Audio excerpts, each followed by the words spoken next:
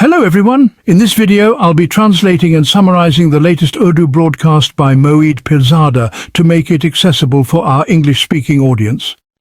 Let's go through the key developments and insights in Moeed Pirzada's words. I have come across some very interesting and important developments that I feel must be discussed and analyzed right here on this platform. These developments are connected to Pakistan's politics, to Imran Khan and Pakistan Tehreek-e-Insaf, but they are also linked to Donald Trump and Narendra Modi. At this moment, an important development has taken place between America and Russia, where Donald Trump himself has announced that on August 15th in Alaska, he will have a summit meeting with Russia's President Vladimir Putin. Earlier, the United Arab Emirates had high hopes, at least they expected, that the summit would not be in Alaska but in the UAE. However, now this meeting between Donald Trump and Putin will indeed happen in Alaska, and it will have a significant impact on the dynamics between India and America and on the whole world. In addition, there are developments related to Israel. Israel's National Security Cabinet has affirmed Prime Minister Netanyahu's proposal for Israel to take complete control over Gaza City. Obviously, there are many other connected developments for which I have very detailed notes in front of me. You can imagine the effort I've put into note-taking. And using these notes, I will be able to speak further. First, let's glance over the dynamics of Pakistan Tehreek-e-Insaf. If we look at PTI's official YouTube channel, in the last 24 to 36 hours, there's been no new news regarding Imran Khan. The secondary leadership of PTI has been giving fiery, tough speeches, and you'll find content about Imran Khan's August 6th meeting with his sisters. After which, his sister, Miss Alima Khan, conveyed his message with 3 or 4 key points. You'll see bulletins, small documentaries and communications related to that. What I find very significant is that Imran Khan's personal Twitter handle has published 3 tweets, one in Urdu, 2 in English, in the past 24 hours, summarizing the message Alima Khan had shared earlier in a press talk. The message is strikingly tough. Its key points: Imran Khan thanks the people of Punjab for coming out in huge numbers on August 5th, despite all difficulties, and he is deeply impressed and grateful. He says he will not submit to the Dacoit and Duffer alliance, meaning the corrupt and incompetent political coalition, and will not submit to Asim law. This term, Asim law, is important. Imran Khan repeatedly distinguishes between the army as an institution and General Asim Munir personally, portraying Munir as having seized control of the army. He differentiates martial law from Asim law, and that distinction has political impact. He says this is the worst period in Pakistan's history, with unprecedented repression. Regarding Adiala jail, he says even prison inmates claim no political prisoner has ever been treated like this before. Regarding his wife, Bushra Bibi, he says no other political leader's non-political spouse has ever been targeted in this way to break the leader's will, personality, and stand. He repeats that PTI will not field candidates in by-elections for seats vacated through anti-terrorism court decisions, calling the process a joke and injustice. PTI's second-tier leadership is reportedly unhappy with this decision, feeling the political field should never be left open to opponents. Perhaps that's why Imran Khan has now had it tweeted from his account to make it final. He also announces the next protest on August 14th, saying Pakistan's Independence Day came after great sacrifices. But Pakistanis have never truly gained the freedom they should have.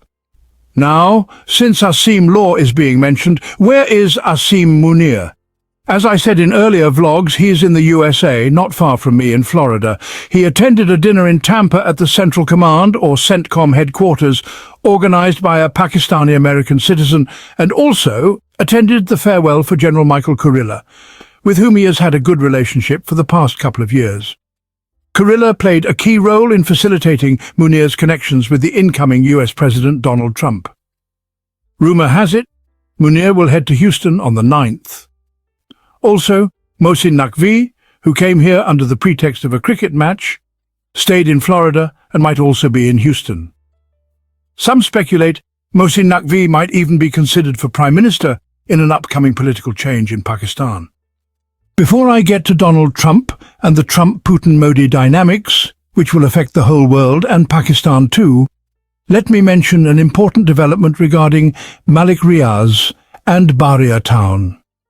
The Supreme Court of Pakistan has accepted Bahria Town's petition for hearing on August 13th.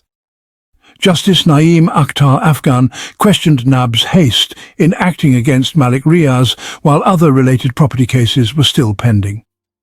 The appeal challenges an Islamabad High Court order upholding a NAB court's decision to auction 6 Malik Riaz properties. The Supreme Court has now stopped these auctions, making the case important for investor confidence in Pakistan. On Israel, Netanyahu's security cabinet has approved full military control of Gaza, from Gaza City in the north to Khan Yunis in the south.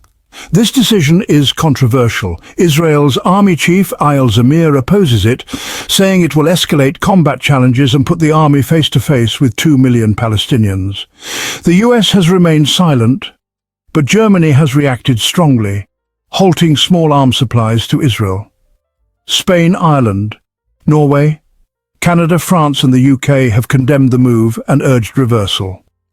Now, the most important recent development, Donald Trump has announced on Truth Social that the Trump-Putin summit will take place in Alaska on August 15th. Putin actually wanted it in the UAE, but, well, it will now be in Alaska. This is a meeting Putin has sought since, I believe, January or February, but the US side simply wasn't ready until now.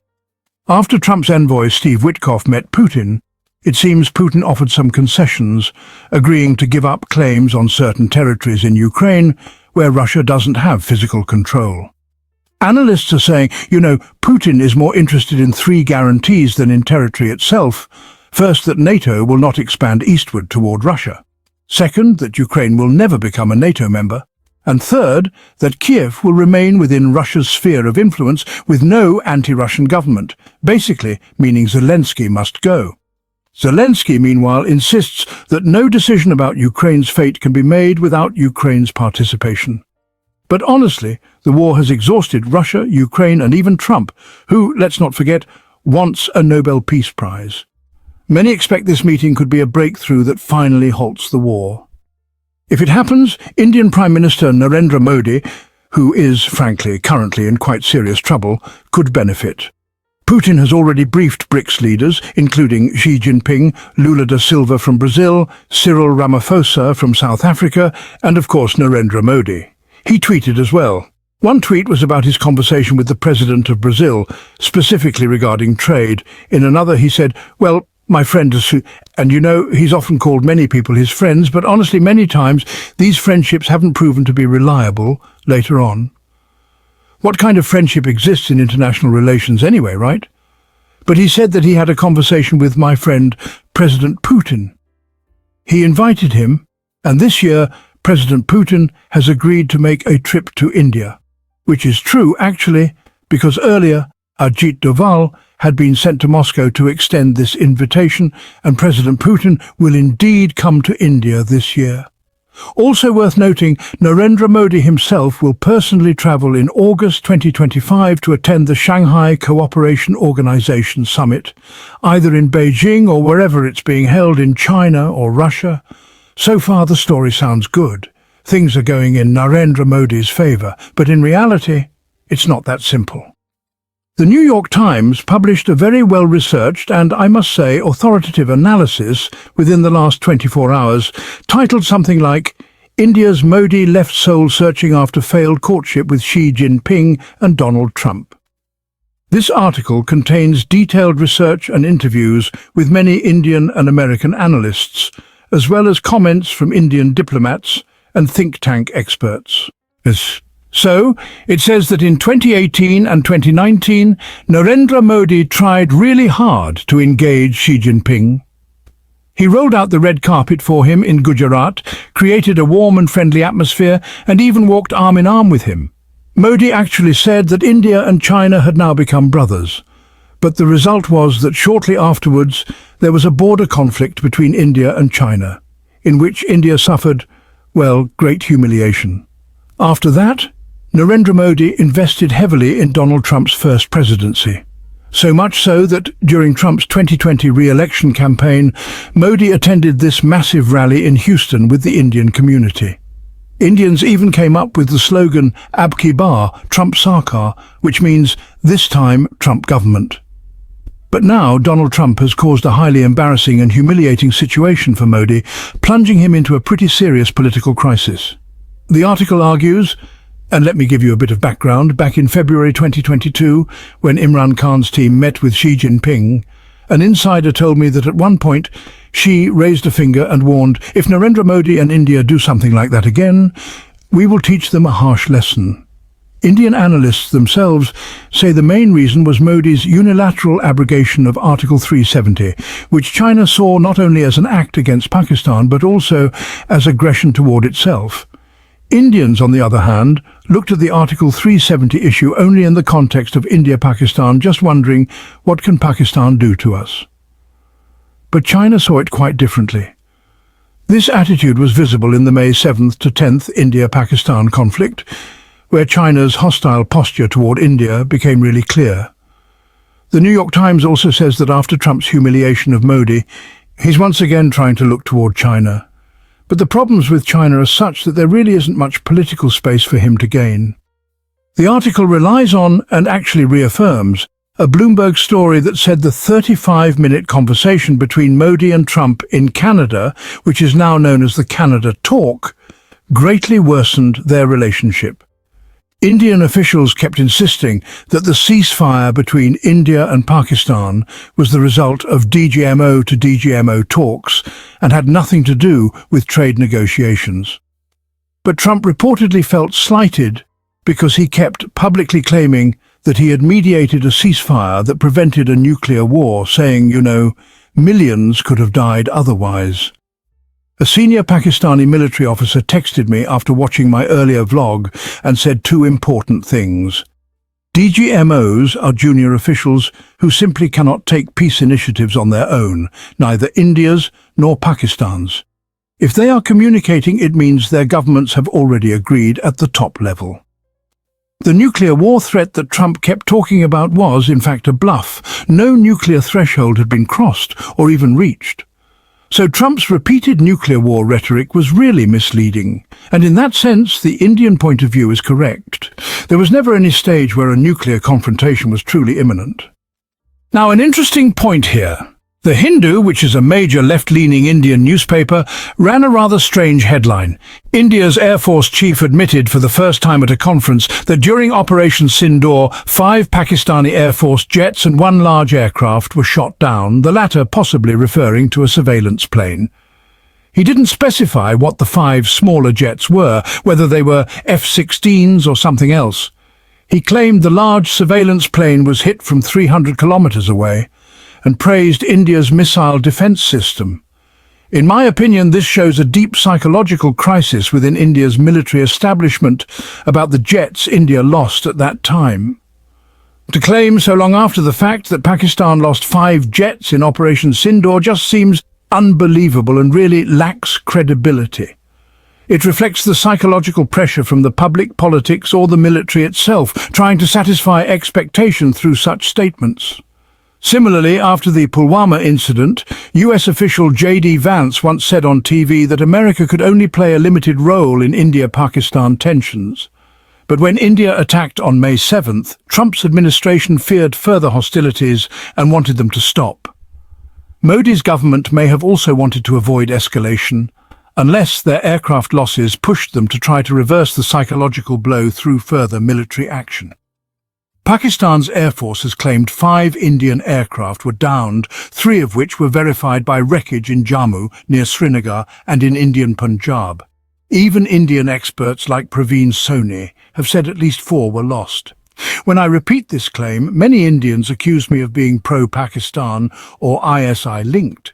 But when I say that India's S-400 missile defense successfully stopped Pakistani attacks and that Indian missiles on Pakistani air bases were more accurate, Pakistanis accuse me of being pro-India. This is honestly the South Asian problem, emotional reactions clouding analysis. Returning to the New York Times article, it says Modi's attempt to court China via the SCO summit, something China has welcomed, will not solve his problems. Indian bureaucracy, think tanks and experts told the New York Times that India is now feeling it must return to a non-aligned, autonomous foreign policy, because in recent years its strategic interests have been harmed, not helped by its alignment with certain blocs. Right now, Modi is under great pressure.